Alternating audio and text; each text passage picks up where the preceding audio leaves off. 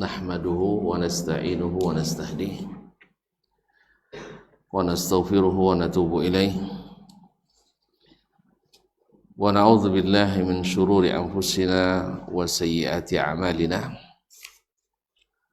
may yahdihillahu fala mudilla lahu wa may yudlil fala hadiya lahu asyhadu an la ilaha illallah wahdahu la syarika lah wa asyhadu anna Muhammadan abduhu wa rasuluh la nabiyya wa la rasula ba'dah ya ayyuhallazina amanu taqullaha haqqa tuqatih wa la tamutunna illa wa antum muslimun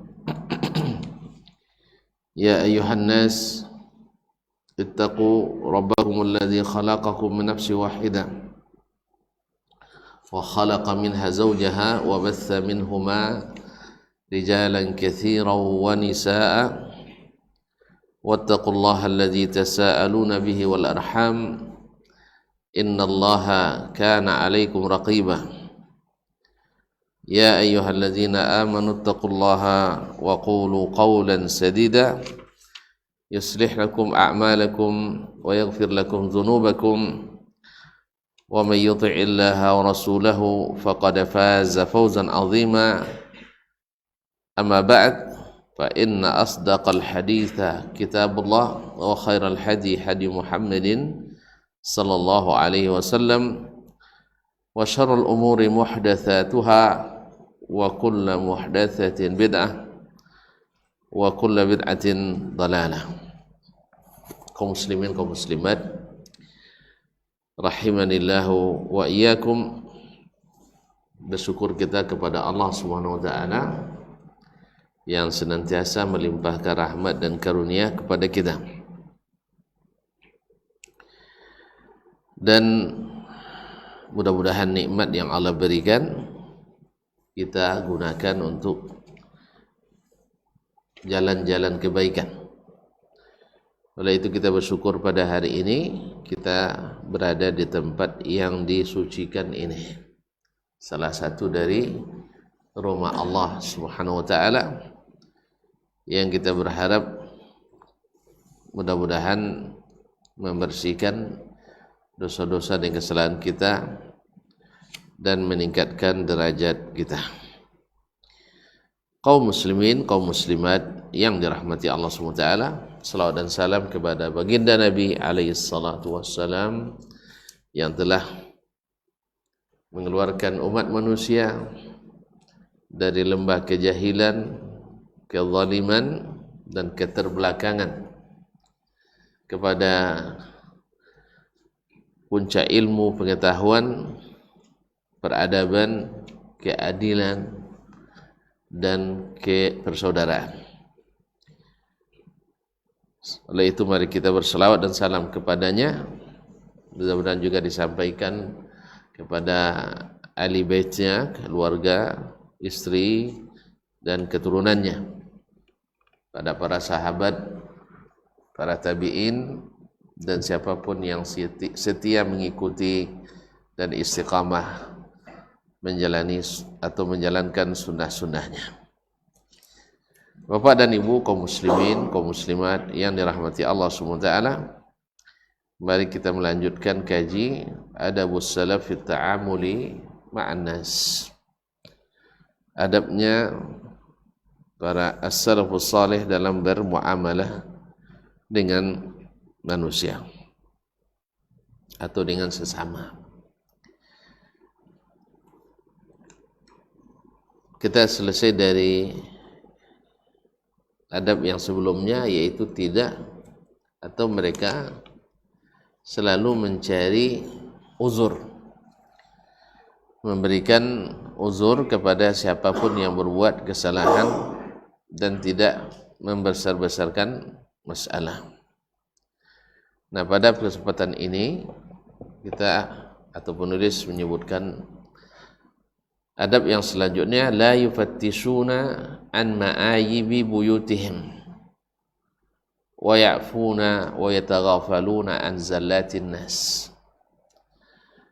Mereka di antara adab yang senantiasa mereka jaga adalah tidak mencari-cari kekurangan-kekurangan, aib-aib yang ada di rumah mereka sendiri. Ya, tidak menjadikan kekurangan yang ada di rumahnya sebagai bahan konsumsi publik yang disebar ke sana kemari. Baik itu kelemahan istri dan anak-anaknya, bahkan orang tuanya serta saudara-saudaranya. Dan sebaliknya mereka wayafuna wayataghafaluna an zallatin nas, suka memaafkan dan melupakan segala kesalahan orang lain. Zallatin nas yaitu tergelincirnya orang dalam kesalahan, mereka seolah-olah tidak tahu, bersikap seolah-olah tidak tahu. Seperti kata Imam Ahmad yang sering kita nukil, wajadtu tis'ata a'syaril adabi fit taghaful. Saya mendapatkan 9 dari 10 adab itu, 9/10 adab itu ada pada at-taghaful, yaitu pura-pura tidak mengetahui kesalahan itu.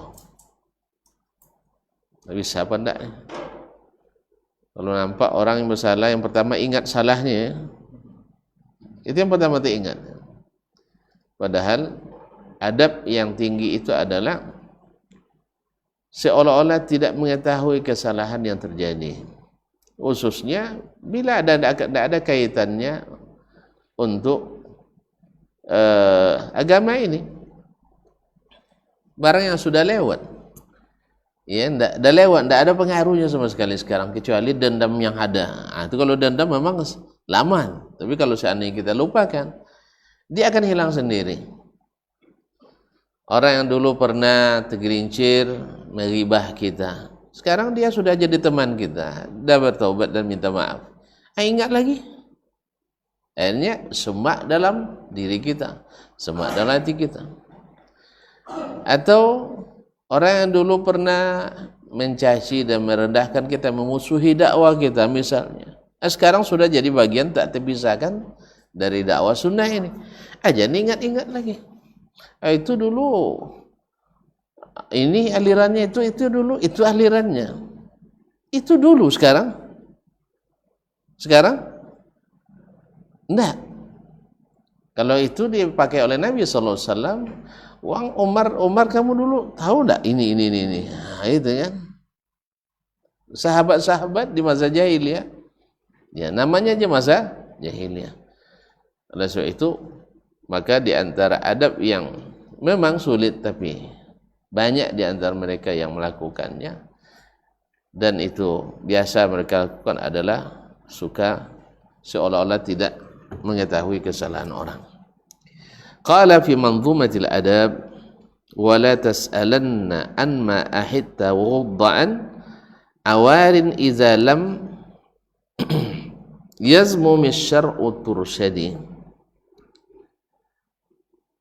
Qala syarihuhu fi ghidhail albab la tas'alanna an asy-syai' alladhi ahidtahu min mata'in yasirin wa nafaqatin qalila fa inna at-tanqiba min kulli kathirin wa haqirin min akhlaqi ahli al-hirsi wasyuh. Jangan banyak bertanya tentang ma'ahidta, sesuatu yang telah engkau ketahui, wa ghudda'an awarin, dan picingkan mata dari kesalahan, idza lam yazmumi syar'u, apabila kesalahan itu tidak dicela oleh syariat. Tursyadi, maka kamu menjadi orang yang cerdas. Pensyarah bait ini dalam Ghidhaul Albab Syarh Manzumatil Adab mengatakan, wala tas'alanna an syai'il ladzi atahu min mata'in yasirin wa nafaqatin qalila. Jangan suka mengungkit-ungkit sesuatu yang telah engkau berikan yaitu sesuatu barang yang sedikit dan belanja yang juga tak seberapa. Fa inna at-tanqiba an kulli katsirin wa haqirin, karena mengungkit-ungkit, membolak-balik kembali setiap sesuatu baik banyak maupun sedikit, itu termasuk akhlaknya orang-orang yang tamak, orang-orang yang kedekut. Tamak, kedekut berkawan kan? Ya. Jadi kecil-kecil pun dihitungnya. Akhirnya di rumah pun seperti itu. Berlebih uang 50 rupiah. Untuk sekarang, kalau dulu ya 50 rupiah sebidang tanah memang. Antum tidak menemukan itu. Antum lahir 80-an kan? Iya. Milenial. Nah itu mana? Kalau di masa-masa nenek kami dulu, bukan kami ya, itu 1 hektar tanah bisa 50 rupiah. Kalau sekarang 50 rupiah apa yang dapat? Karena itu masih ingat kisah Iyas bin Muawiyah Al-Qadhi ketika melamar anak gadis, masih ingat? Bertembung lamarannya dengan anak bujang. Masih lupa? Masih ingat kembali? Jadi dia melamar seorang anak gadis, dia sudah bayar, sudah qadhi, mungkin kalau saya ini termasuk tua ya. Saya belum merasa tua itu. Nah, ya, sebaya-baya saya lah mungkin barangkali umurnya. Melamar seorang anak gadis, entah istri keberapa saya tidak tahu. Ya, saya tidak tahu entah istri keberapa, saya tidak tahu. Ternyata di waktu yang sama ada anak bujang sebaya ini, ganteng pula kayak beliaunya, masya Allah. Sama-sama melamar. Kira-kira mana yang lebih cenderung diterima, yang muda apa yang tua? Tengok dulu lah. Hanya dia bilang, anak muda, kamu ini tidak usah nikah dulu. Nah gitu. Pasalnya saya yakin kamu tidak pandai, belum memahami seluk-beluk ekonomi keluarga. Bagaimana cara memanage belanja di dalam rumah tangga. Ini pertanyaan kan, membuat antum terpancing kan? Jangan main-main datuk tua. Kan itu. Saya 1 sen tak luput dari hitungan saya. Oh. Dia dengar sama anak gadis, 1 sen pun tak luput dari hitungannya. Berarti berhitung-hitung ini ya. Berarti masuk ke dekut syuh. Nah, betul itu. 1 sen pun tak luput dari hitungannya. Jangan-jangan Pak tua yang tak pandai, kata dia bilang sama saya. Oh, kalau saya sederhana sekali. Saya itu ibaratnya bagian terima gaji kasih istri. Terima kasih. Terima gaji kasih istri. Saya terima gaji, saya letak di sebuah peti, kunci saya bagi sama istri. Ambillah berapa kamu mau. Kira-kira yang diterima yang mana? Saya yang diterima, antum tak jadi. Makanya akhirnya diterimalah Iyas Al-Qadhi. Jelas. Jadi ibu-ibu itu tak suka kalau kita berhitung. Ya, tapi kita harus pandai juga berhitung. Karena seperti kata, kalau tidak salah beliau juga mengatakan, tidaklah mesti seluruh yang kita miliki diketahui oleh istri. Paham tak? Berarti kedekut? Tidak. Bukan itu maksudnya. Yang mesti diketahui oleh istri bahwa seluruh belanja yang mesti, yang hak dia harus ada. Kalau perlu dilebihkan, kayak tadi kan. Paham tak? Berapapun, kan dia kan gajinya. Selain gaji kan ada pendapatan lain. Ya tak? Macam tak paham aja. Kalau jadi pejabat, kan ada gaji. Sah? Ada gaji tetap kan? Misal gaji sebulan 3,5 juta. Gaji kasih sama istri. Kan itu yang masuk dalam notifikasi. Pendapatan lain? Ada pendapatan lain? Halal, legal. Jangan salah paham antum, ya Allah. Antum salah paham. Ada pendapatan lain, legal, halal. Apa contohnya? Undangan. Undangan apa tuh? Oh, tunjangan. Ada tunjang rupanya ya. Nah, ada tunjangan-tunjangan. Nah, misalnya antum ditugaskan atau bertugas sendiri. Kalau kita kepalanya, kita yang bertugas sendiri. Tugas kunjungan ke daerah. dinas luar kota. Ini bagi pejabat nih kesempatan ini. Kadang dikasiri pula di luar. Kalau udah dikasiri sering dinas luar kota. Rupanya jenggot yang satu lagi. Alibi, modus kadang.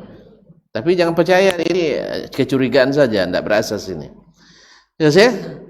Nah, dalam kunjungan itu transportnya ada, uang penginapannya ada, yang paling penting itu ada lamsomnya. Apa lamsom? Uang saku. Itu. Tentu tidak sama lah uang saku awak dengan uang saku Pak Menteri. Paham tak? Berapa bedanya antara bumi dengan langit dengan bumi? Kalau misalnya awak dapat sehari 300 potong pajak, ya, kalau Pak Menteri 15 juta mungkin tanpa pajak. Makanya orang berlomba jadi menteri, apalagi presiden. Tahu rahasianya kan? Ada. Jadi gaji tak seberapa. Makanya misalnya belanja istri dalam kalau itu udah jadi pejabat kan beda dengan saya. Saya kan tidak pejabat kan. Saya mungkin cukup 1.500.000 sebulan cukup kan. Kelantung 15 juta istri antum mana cukup? Kayak itu, kau pejabat kan? Kasih 15 juta. Sekali-kali taruh di situ 25 juta. Kan tidak apa-apa. Cuma apakah itu harta antum semuanya? Tidak. Ada yang lain. Istri tak berhak bertanya.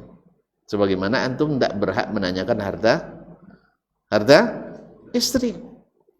Tidak usah tanya-tanya, pokoknya dia mati, kita dapat bagian. Istri pun begitu, kalau kita mati, dia dapat bagian. Tak apa tanya-tanya lagi. Kenapa untuk bersemangat menghabiskannya? Jelas ya? Kalau nak cepat dapat, berdoa. Doa panjang umurnya lah adik. Nah, ma'asyiral kiram dirahmati Allah. Jadi kalau suka bertanya detail sekali, itu ciri khasnya orang kedekut dan tamah. Nih, uang yang 50.000 kemarin mana? Itu 2 pekan yang lalu tuh. Belum nanya lagi 50.000 tuh 2 pekan yang lalu. Ya Syekh, kalian tuh taruh 50 juta ya patutlah. Ini 50.000 nanya lagi 2 pekan yang lalu. Padahal cabai waktu itu harganya sekilo 85.000. Allah musta'an. Baik Syekh, paham kan? Baik. Jadi mereka tidak mencari-cari kekurangan dalam rumah dan suka taghaful. Ya seolah-olah tidak tahu kesalahan orang lain. Wa bi hadithi Ummi Zara. Hadis Ummi Zara. Ini hadis yang diriwayatkan oleh Ummul Mukminin Aisyah radhiyallahu anha tentang Ummi Zara. Ia datang ke rumah ibunda Aisyah radhiyallahu anha. Lalu dia bercerita ada di sana 10 orang istri berkumpul, menyebutkan perangai istri suami masing-masing. Nah, yang paling bagus itu ada Ummu Zara. Nak tahu syarah lebih lengkapnya baca kitab Imam Ibn Rajab, Ghayatun Nafa' Syarh Hadithi Ummi Zara. Ya. Nah, di sini wa fi hadithi Ummi Zara qalatil khamisah. Hadis Ummu Zara, sebelumnya tadi saya katakan yang terbaik adalah Ummu Zara. Ummu Zara ini sampai-sampai Nabi mengatakan, saya berharap saya seperti Abu Zara kepadamu dan engkau seperti Ummu Zara kepadaku. Berarti kan orangnya harmonis. Nah, qalatil khamisah, istri yang kelima, maksudnya bukan istri Ummu Zara Abu Zara kelima, bukan, kan bertemu 10 orang para istri, 10 orang istri, masing-masing menceritakan tentang suaminya. Qalatil khamisah, yang kelima bercerita, Zawji iza dakhala fahid wa in kharaja asid wa la yas'alu amma ahid. Muttafaqun alaih. Suamiku bila masuk rumah dia seperti harimau. Gimana? Yang ketawa dulu, tengok syarahnya nanti. Nah, wa in kharaja asid, bila keluar jadi singa. wala yas'alu amma ahid, dan tak pernah bertanya lagi sesuatu yang sudah berlalu. Paham tak? Dia tidak nanya lagi sesuatu yang sudah lalu, yang sudah dia ketahui, yang sudah dia beri. Yang biasa, ahad itu sesuatu yang sudah menjadi perjanjian, kesepakatan yang dalam keluarga, tentu nafkah kan. Berarti dia tidak pernah menanyakan lagi berapa uang tinggal, berapa uang sudah ini, tidak ditanya-tanya lagi. Pokoknya yang sudah aku beri terserah kamu. Jelas? Tapi begini bisa kita kalau kasih sedikit, kalau yang ngasih banyak. Nah, jadi tidak usah tanya-tanya. Sebab kalau ditanya, walaupun kadang-kadang kita bercanda, ya, tersinggung juga istri kita. Aku kadang bercandanya kan, dia bawa posisi dompet nih ya. Nah, lalu keluarlah laporannya, untuk anak sekian, untuk ini sekian, ini sekian. Awak tidak perlu baca-baca itu. Jadi walaupun kita hanya bercanda, apalagi kalau serius. Nah, karena keluarga itu kan sudah ibaratnya seperti kata Nabi SAW, kita pasung dia di rumah, kita tawan dia di rumah kita, iya kan? Bukti tawanan kita, kalau keluar minta izin enggak?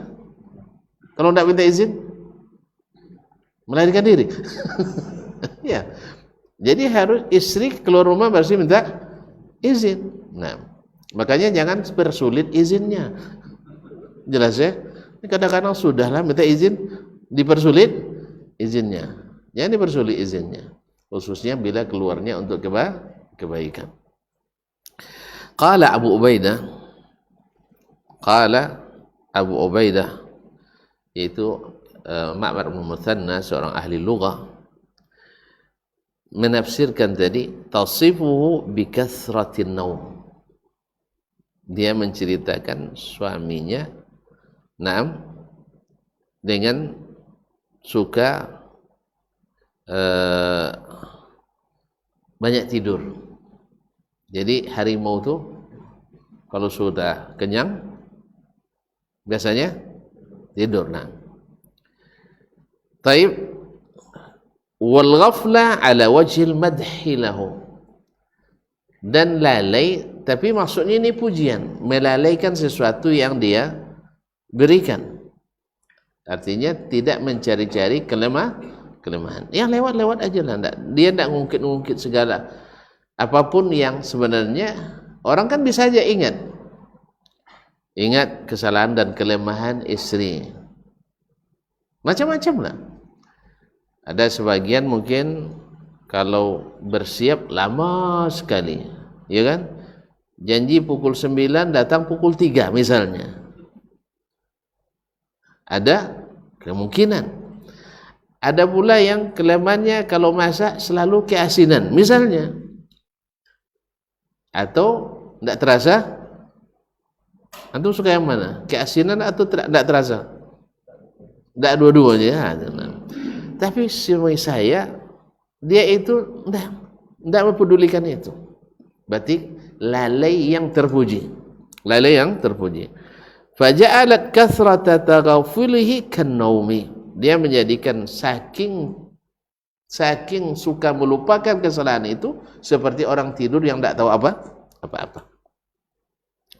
Wa qawluha in kharaja asida, dan perkataan istri yang kelima tadi, suaminya bila keluar seperti singa, maksudnya apa? Wa in kharaja asid tamdahu bisyaja'ah. Singa itu bila keluar pemberani, tapi kalau di rumah penakut. Tidak tahu antum? Syekh, orang pemberani itu di luar biasanya di rumah tunduk sama istrinya, maka disebutlah singa. Orang berani di luar disebut singa. Antum tidak pernah baca sejarah singa, profil singa, sifatnya singa jantan itu gimana? Ya Allah, itik tahu? Bisa bedakan anak itik jantan itik betina? Gimana?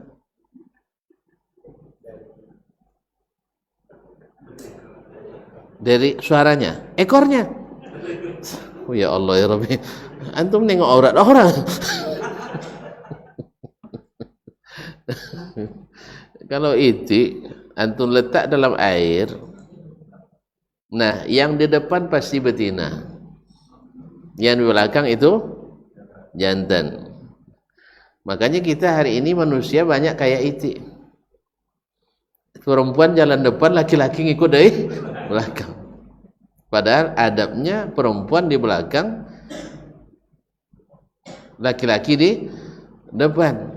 Apa sebab? Yang di depan tuh pemberani, yang di belakang tuh pengecut.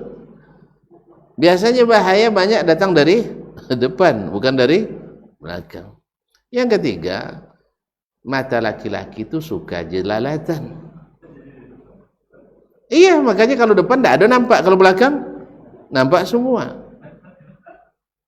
Jelas ya? Nah, sekarang singa lagi. Dah tahu itik? Jangan diperiksa ekor. Antum cukup masukkan ke dalam air, suruh dia berjalan. Nah, kalau di depan berarti betina, kalau di belakang berarti jantan. Nak kita panggil itik sekarang? Kita coba. Cobalah nanti anak itik itu. Kalau yang sudah itik dewasa tentu sudah langsung tahu kan. Maksudnya anak-anaknya. Biasa. Memang tabiatnya begitu. Jadi tabiat ini jangan kita tiru. Nah, kemudian singa, menurut Pak Hala ahli, singa itu selalu tunduk pada singa betina.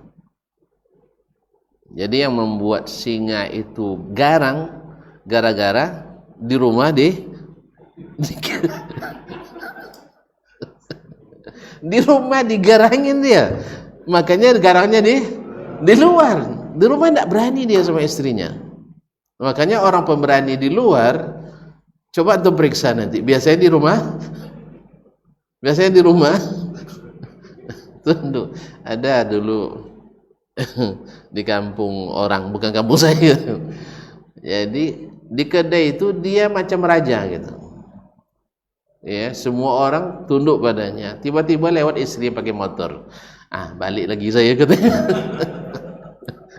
Kalau terlambat balik kena semprot sama singa betina. Jadi coba tengok aja nanti kalau terlalu garang di luar biasanya. Jadi singa betina itu mengatur singa jantan.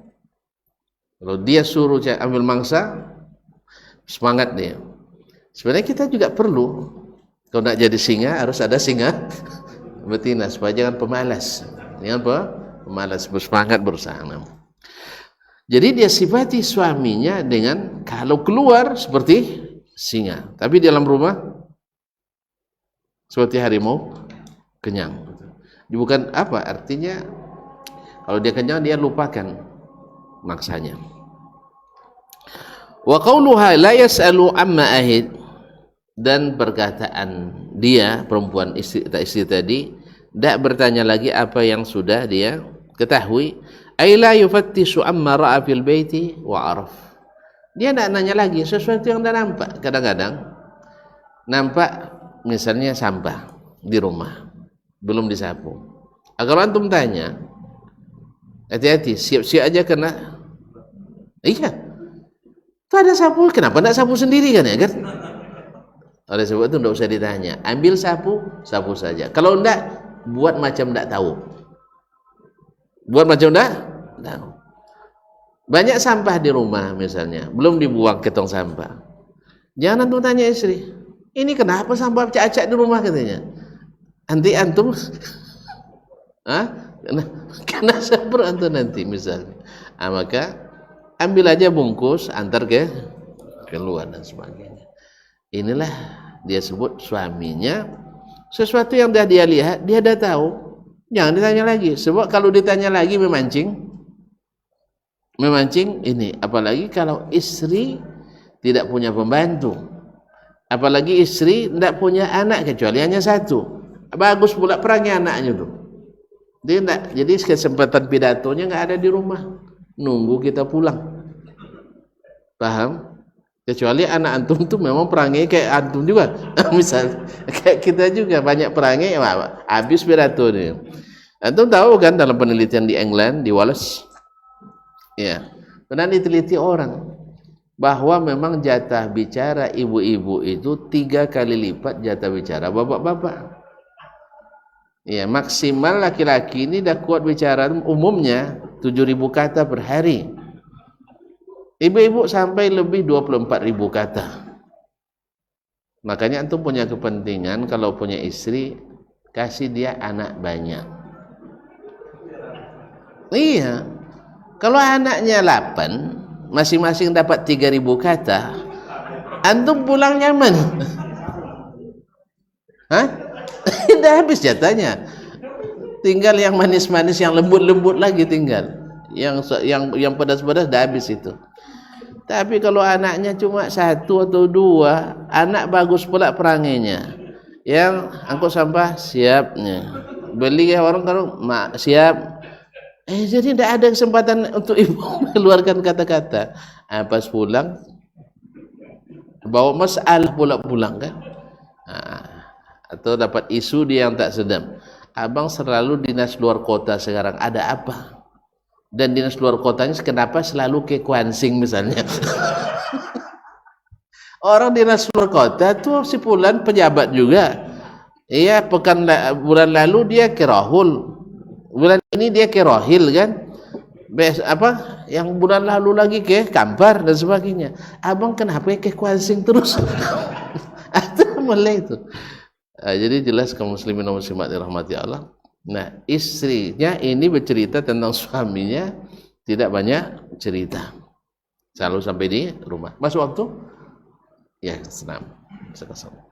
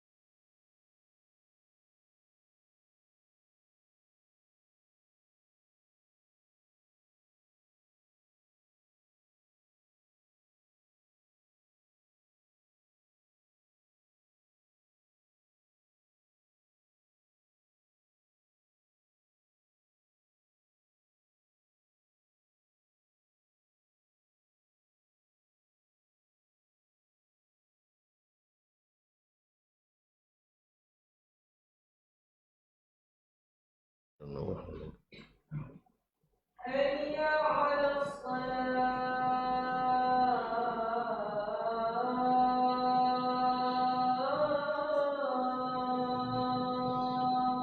لا حول ولا قوة إلا بالله. حي على الصلاة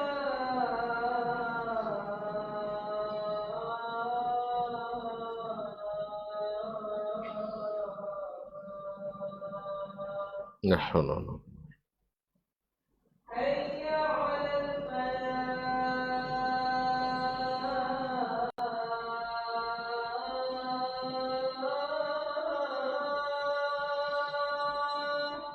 لا حول ولا قوة إلا بالله. حي على الفلاح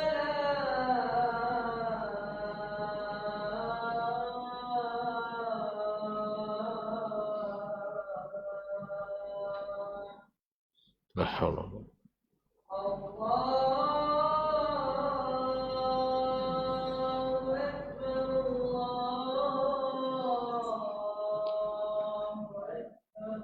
الله أكبر الله أكبر.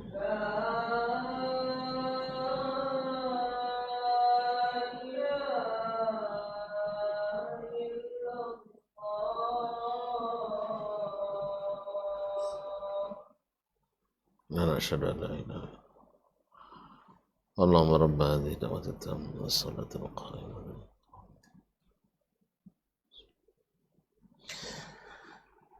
kaum muslimin kaum muslimat yang rahmati Allah Subhanahu wa taala. Kemudian wa qala Abu Ubaidah Al-Ma'mar Al-Muthanna Al-Nahwi Al-Adib Al-Lughawi wafat 209 Hijriah. Beliau ini sejawatnya Imam Al-Asma'i atau lebih duluan daripada Al-Asma'i sebab dia wafat 209, Al-Asma'i wafat 216. Dua-duanya hadisnya sahih. Seperti kata Ali bin Madini, dia tidak menceritakan kecuali riwayat yang sahih dari Ayyamul Arab. Kemahirannya dalam sastra dan bahasa Arab ya sama-sama dengan Al-Asma'i, dia lebih diunggulkan oleh yang lain. Dia lahir di malam wafatnya Imam Al-Hasan Al-Basri tahun 100. Sampai kapan wafatnya? 110. Wafat dia 209, berarti umurnya hampir 100 tahun ya. Hampir 100 tahun atau 100 tahun. Jadi Ma'mar, qala Abu Ubaidah Ma'mar Muthanna la yatafaqqadu madhhaba min malihi wa la yaltafi'u ma'aybil baiti wala fihi wala ma fihi fa ka'annahu sa'in an dzalik. Jadi sang istri tadi menceritakan suaminya tak memeriksa hartanya yang sudah dibelanjakan, yang sudah habis. Dia tidak periksa lagi. Wala yaltafitu ila ma'il bait, dan tidak peduli dengan kekurangan yang ada di rumah itu. Artinya kekurangan orang gitu. Kan kekurangan istrinya.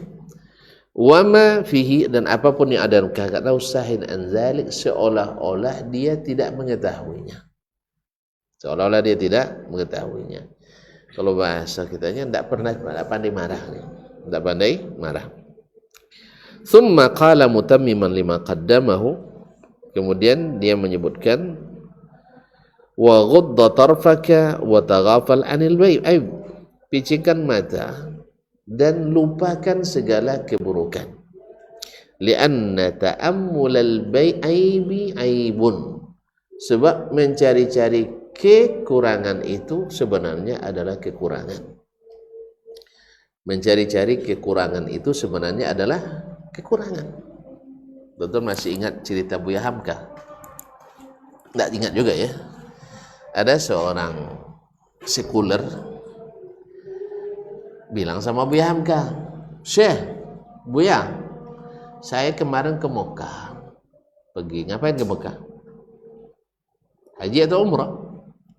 Ternyata di Mekah ada juga pelacur, Buya, katanya. Coba bayangkan. Kata Buya, saya sebulan yang lalu pergi ke Washington, Amerika. Tidak ada pelacur di sana. Tidak ada pelacur di sana.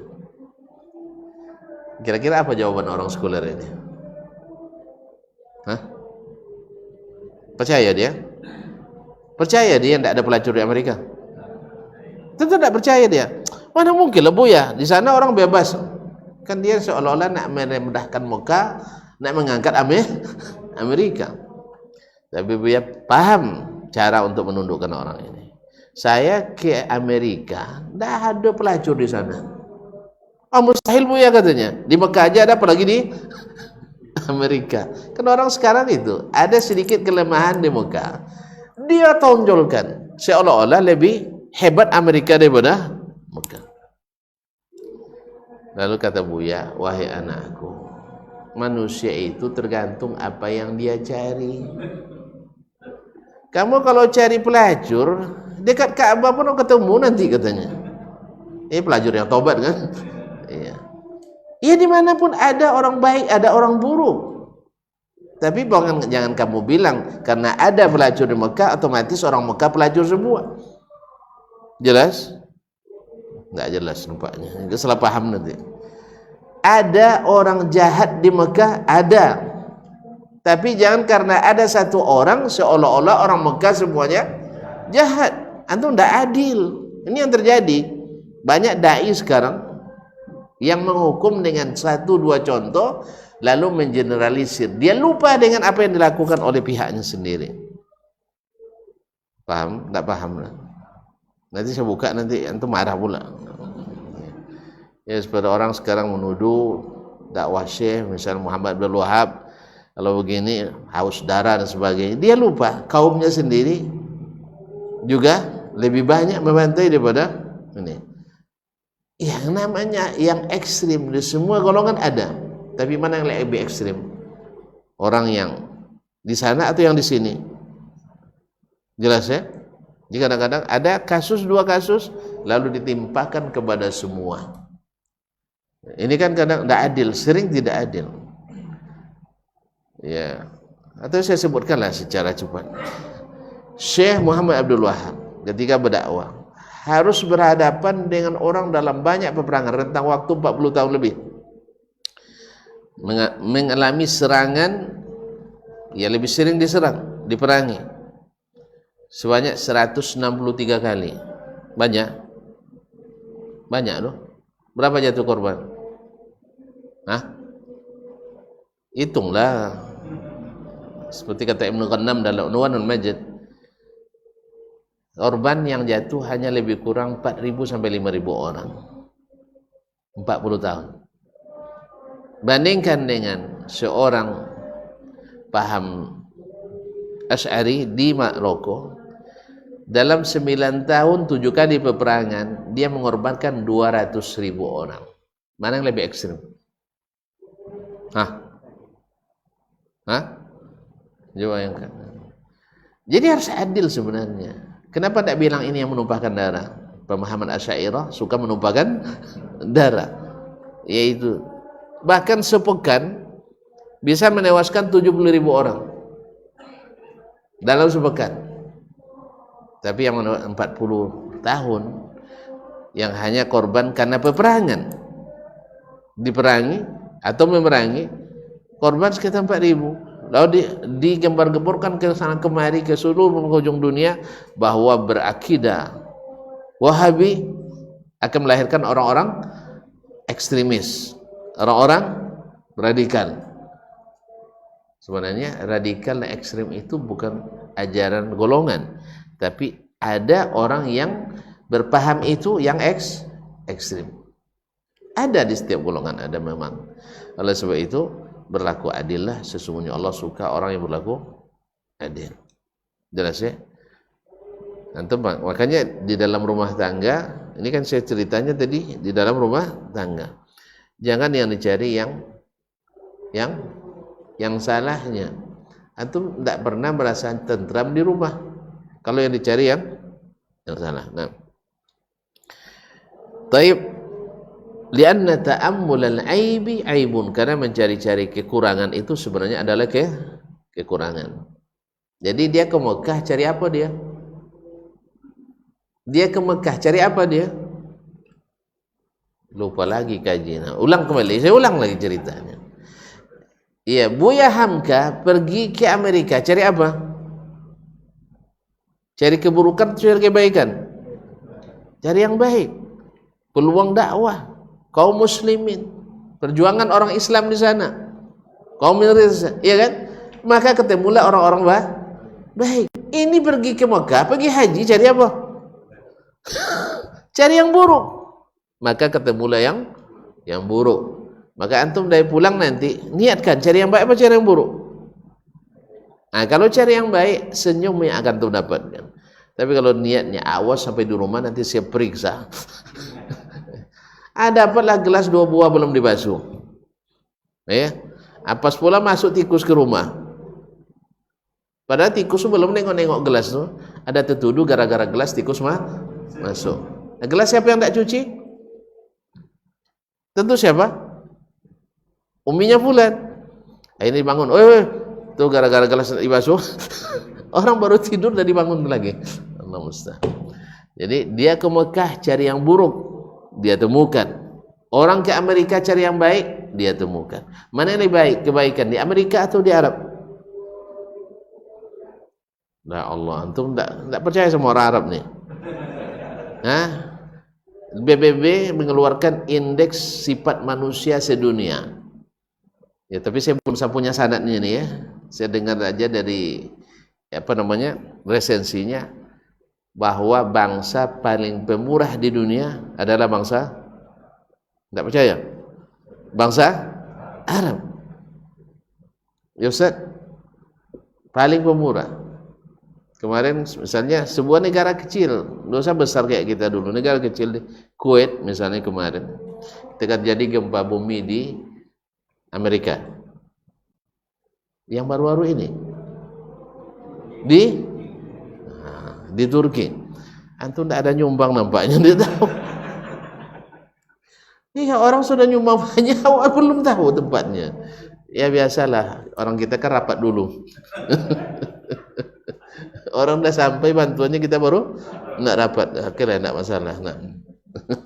Ada anekdotnya itu. Mereka buka secara nasional, berapalah penduduknya Kuwait kan? Hitungan jutaan cuma. Ya. Dalam 12 jam mereka bisa mengumpulkan lebih dari 1 triliun rupiah. Entah, saya tidak tahu. Iya, karena kita kan banyak terpecah-pecah ke sana kemari kan. Nah, dalam 8 jam cuma. 8 jam terkumpul lebih dari 1 triliun. Dulu ketika Gaza diserang, saya masih di Madinah. Kawan-kawan di Jakarta kirim SMS, waktu itu belum ada WA, belum ada ini SMS. Apaan sih Arab ini? Ya, kami yang jauh di Indonesia sudah bisa mengumpulkan 2,4 miliar 2,4 miliar rupiah. Arab mana? Nah itu kan, karena orang Arab itu rata-rata ikhlas, tidak suka pamer. Kalau kita macam ayam bertelur, satu telurnya sekampung ribut. Iya tak? Kadang belum bertelur lagi, sudah ribut. Jadi saya pas mula sedang menyaksikan di televisi penggalangan dana secara nasional. Waktu itu Raja Abdullah dia sendiri hanya bayar 1 miliar dolar. 1 miliar dolar. Ini se-Indonesia 2,4 miliar rupiah. 1 miliar dolar berapa? Hanya 14 triliun. Makanya saya balas, kalau tidak tahu tidak usah komentar, itu aja. Kalau tidak tahu tidak usah komentar. Sedangkan yang rakyatnya waktu itu sudah terkumpul dalam, kalau tidak saya lupa nih, lebih kurang 423 juta rial. Nah, berapa? Kali 4.000, 4 kali 4 16, berarti lebih kurang 1,8 triliun. Mana lebih banyak? 2,4 miliar daripada 1,8 triliun. Dah jelas. Jadi kalau tidak tahu jangan komentar. Ini orang kadang itulah sengaja pergi ke Arab mencari yang buruk, pergi ke luar negeri cari yang baik. Artinya apa? Dia punya gambaran negeri-negeri Barat baik-baik, negeri-negeri Arab buruk. Padahal kalau antum cari yang baik pasti banyak yang baik. Yang lebih parahnya lagi adalah belajar di sana ngumpul yang buruk. Ya, urusan yang sulit catatnya, yang mudah enggak. Dia dipersulit sekali, dipermudah 20 kali. Yang sekali yang tercatat. Ya. Ketemu orang makannya banyak. Ya, sekali. Orang makan sedikit 1000 kali. Yang dicatatnya yang makan banyak tadi. Begitulah kalau hati sudah tertutup. Makanya jangan mencari yang buruk, karena mencari yang buruk itu sebenarnya adalah sifat buruk. Baik. Wa qala ba'dul hukama, berkata sebagian ahli hikmah. Masih jam 8 kan? Masih muda hari. Belum lagi, aman. Sekali sebulan, besok libur lagi. Iya kan? Nah, kita selesaikan ini. Masa terbengkalai pula. Nah. Al-aqil huwal hakimul mutaghafil. Orang yang cerdas itu, yang berakal itu adalah orang yang ahli hikmah yang suka melupakan kesalahan. Mutaghafil. Itulah ahli hikmah itu. Bukan yang suka menyimpan kesalahan. Antum kalau banyak nyimpan keburukan, Syekh, di rumah antum rumah setiap puntung rokok antum simpan, potongan kayu antum simpan, besi berkarat antum simpan, kardus antum simpan, botol-botol bekas antum simpan. Rapi enggak rumah? Sesak enggak rumah? Macam juga hati kita ini. Ya, salah senyum istri dikit. Harusnya enggak begitu senyumnya. Simpan. Habis itu salah dia masak, simpan. Salah dia letak, simpan. Salah dia ngambil, simpan. Salah dia tidur, simpan. Boleh lagi. Semuanya simpan. Sedangkan yang baik-baik antum lupakan. Akhirnya apa? Setiap masuk rumah dada sesak.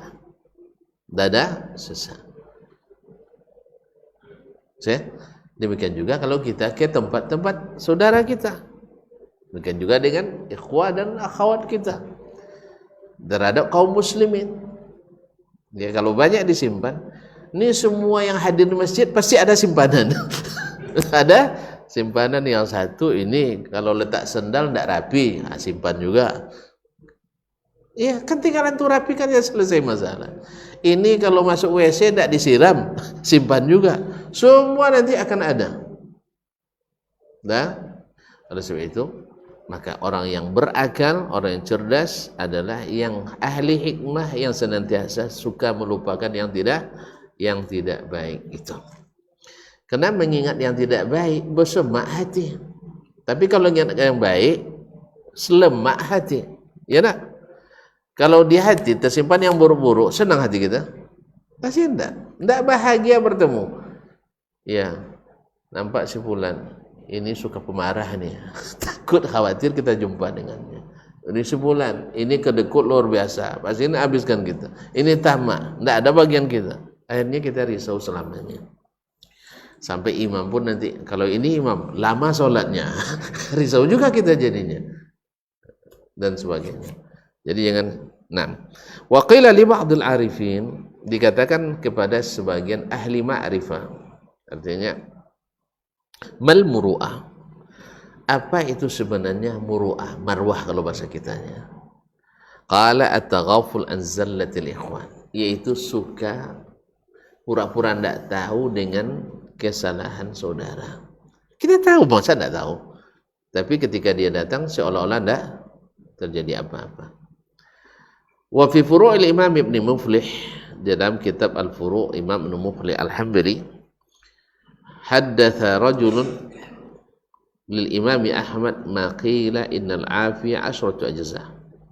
Seorang laki-laki berkata kepada Imam Ahmad tentang afiat itu 10 macam. Afiat yaitu kesehatan itu pada 10 macam atau 10 bagian. Tis'atun minha fit taghaful, 9 diantaranya ada pada at-taghaful, pura-pura tidak tahu dengan kesalahan. Wa qala al-Imam Ahmad, berkata Imam Ahmad rahimahullah, al-afiyatu asyrati ajza kulluha fit taghaful.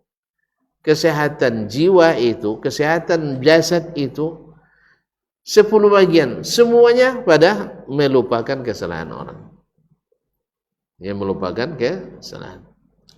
Wa katsiran ma wasafatil arabul qurama was-sadah bitaghafuli wal haya fi buyutiha. Orang Arab sering menyebut orang-orang mulia, para pemimpin mereka dengan 2 sifat, yaitu suka memaafkan, melupakan kesalahan, dan pemalu di dalam rumahnya. dalam bait-bait syair mereka. Berkata syair, karimun yaghuddu at-tarfa duna khibaihi wa yadnu wa atrafur rimahi dawani. Orang yang pemurah itu memicikkan mata duna khibaihi, di balik kainnya, wa yadnu, dan dia mendekat, wa atrafur rimahi dawani, sedangkan ujung-ujung tombak itu sebenarnya sudah dekat. Wa inna ma yahsunu adamu su'al wa taghaful wa ghaddu taraf 'anil awari idza lam yazmu min syar'u dzalik. Tapi ingat, melupakan itu kesalahan dan tidak menanyakannya, memicikkan mata dari kesalahan itu adalah bila tindakan itu tidak tercela secara syar'i. Dia melihat orang berbuat mungkar di depan umum, lalu kita macam tidak tahu aja lah, ini tercela apa tidak? Orang berbuat kemungkaran di depan umum, berpelukan dia di tepi jalan, mungkar apa tidak? Terus macam tidak tahu aja.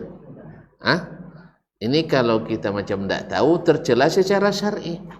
Sebab Nabi katakan, iza ra'a ahadukum munkaran falyughayyirhu biyadihi. Bila seseorang melihat kemungkaran, hendaklah dia merubahnya dengan tangan kanannya. Bila kita lihat orang kuat mepelasah orang yang tak bersalah, orang lemah, lalu macam tak tahu aja lah, ini kezaliman, dicela oleh syariat. Karena al-muslim akhul muslim, la yazlimuhu wa la yuslimuhu. Seorang muslim itu saudara bagi muslim lain, tak boleh menzaliminya dan tak boleh membiarkan dia dizalimi. Ini dicela oleh syariat. Jelas ya? Ada orang berdusta terus beragama. Dia bila lewat hadis dusta. Macam tak tahu aja. Tak boleh disebut kesalahannya. Tak, ini wajib dijelaskan.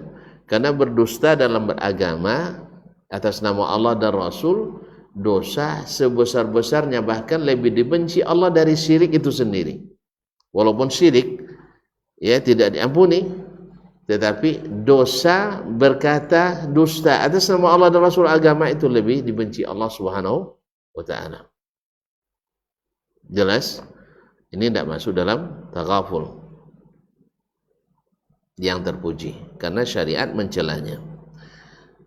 Wa illa wajib as-su'al wa tabtish. Kalau sudah berkaitan dengan syariat, kemaslahatan syariat, wajib ditanyakan dan wajib diperiksa. Fa inna taghaful inna ma yumdah fi amril ma'ash awil musahhati fi kalimah. Sedangkan yang taghaful yang terpuji itu adalah pada masalah kehidupan sesama, itu saling memaafkan. Wa ihmalu adabin min adab zawja ma'a zawjiha wa nizalik, dan at-taghaful yaitu seolah-olah tidak tahu kesalahan demi menjaga adab suami dan istri. Wa amma fid dini wal irdi fala yahsunu at-taghaful la siyama 'anil wajibat. Adapun dalam masalah agama dan kehormatan, tak boleh kita melalaikan itu, membiarkan. Seperti ada saudara kita tidak sholat, macam tidak tahu aja lah, kan dia sendiri. Tidak, mesti kita ingatkan, khususnya yang wajib-wajib. Fa innaka ayyuhal akh fillahi in fa'alta ma amartuka bihi min adami su'al min ghaddi taraf anil uwar haitsu lam yazmu syara' tursyadi. Sebab kalau sesuatu yang tidak tercela menurut syariat, bila dilalaikan kesalahan itu seperti kesalahan orang dengan kita, lalu kita seolah-olah nggak tahu, itu kan tidak masalah bagi syariat. Tapi kalau orang berbuat dosa lalu kita tinggalkan, itu tercela secara syariat, maka itu tidak sesuai dengan yang dianjurkan. Qala al-Fudail ibn Iyad, berkata Fudail ibn Iyad rahimahullah, yang dikenal dengan Abidul Haramain, wafat 221 Hijriah, dia berkata, al-futuwatu as-safhu an atharatil ikhwan, yaitu al-futuwah, yaitu pemuda sejati itu, yaitu pria punya selera itu, adalah suka memaafkan kesalahan saudara, melupakan kesalahan saudara. Wa akhraj al-Baihaqi bi sanadin Amr bin Utsman al-Makki. Imam al-Baihaqi meriwayatkan dengan sanadnya dari Amr bin Utsman al-Makki, itu guru Imam Syafi'i rahimahullah, qala al-muru'atu taghaful an zallalil ikhwan. Sama dengan tadi, al-muru'ah, marwah yang tertinggi itu adalah melupakan kesalahan saudara. Wa anil Fudail ibn Iyad rahimahullah, juga dari Fudail ibn Iyad rahimahullah, qala, dia berkata, man talaba akhan bila aibin baqiya bila akhin. Siapa yang cari saudara tanpa kekurangan, dia tak akan pernah punya saudara. 6. Wa an Utsman al-Khayyat rahimahullah qala sami'tu Zannun, dari Utsman al-Khayyat, seorang ahli zuhud, mengatakan sami'tu Zannun, saya mendengar Zunnun al-Misri yaqul, berkata, la tathiqanna bimahabbati man la yuhibbaka illa ma'sumah. Kamu tak boleh percaya pada cinta orang yang ingin kamu tak bersalah selamanya. Itu tidak lama tahannya. Ya, cinta orang yang hanya ingin ketika kita tak punya salah, itu tidak lama tahannya. Nunggu tanggal mainnya aja. Nunggu tanggal mainnya. Ketika kita salah, dia akan tinggalkan kita. Ketika kita terpeleset, dia akan terdorong kita. Yang seperti ini tak akan pernah kita raih cinta yang sejati daripadanya. Oleh sebab itu, dan ini kita lihat dalam kehidupan sehari-hari, orang yang memang mau berteman dengan kita ketika ada kepentingannya, tapi ketika kepentingannya nggak ada lagi, atau kita tidak mau memberikannya, atau tidak bisa menunaikannya, saat itu saja dia sudah akan meninggalkan kita. Dan ini menimpa setiap level dan seluruh kalangan. Bahkan orang-orang yang sudah senior pun di ngaji sunnah pula, bila antum tersalah sekali, ya seperti yang kita dengar hari ini, ya bergaul 8 tahun, ya jelas manhajnya, tiba-tiba tidak mengikuti keinginannya satu kali, tidak jelas manhajnya. Pernah terjadi? Pernah terjadi? Banyak. Ya. Ada apa ini? Dan ini terjadi di kalangan senior. Senior, tidak diikuti sekali keinginannya, langsung hilang manhaj yang jelas itu. Ya, bergaul 20 tahun lamanya, seperjuangan dalam dakwah. Masya Allah, suka dan duka dialami, lalu satu kali tidak diikuti keinginannya, maka langsung berubah. Si fulan tidak ahli sunnah. Yang seperti ini cintanya tidak jujur karena Allah SWT, tapi ada kepentingan. Karena tidak ada kita yang maksum dari kesalahan. Termasuk yang menyalahkan itu juga banyak kesalahannya. Makanya kata Imam Fudail bin Iyad tadi, siapa yang cari saudara tanpa salah tak akan pernah punya saudara. Oleh sebab itu, maka pakailah sifat ini, itu senang melupakan kesalahan orang selama sikap itu tidak dicela oleh syariat, meninggalkan amar ma'ruf nahi mungkar. Wallahu taala alam. Sekira sampai di sini, mohon maaf. Terima kasih. Wabillahi taufiq wal hidayah. Wa subhanakallahumma bihamdik asyhadu an la ilaha illa anta astaghfiruka wa atubu ilaik. Wassalamualaikum warahmatullahi wabarakatuh.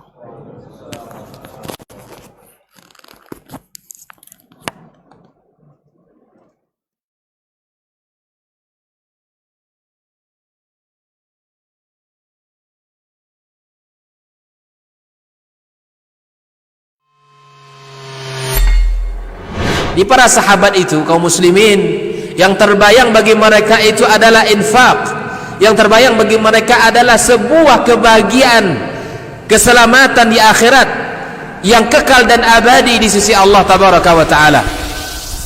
Semua kita boleh klaim sekarang, kamu cinta Nabi, cinta Ustaz.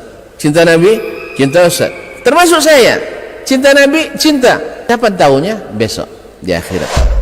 Maka apa kata Nabi sallallahu alaihi wasallam? Amalur rajuli biyadih.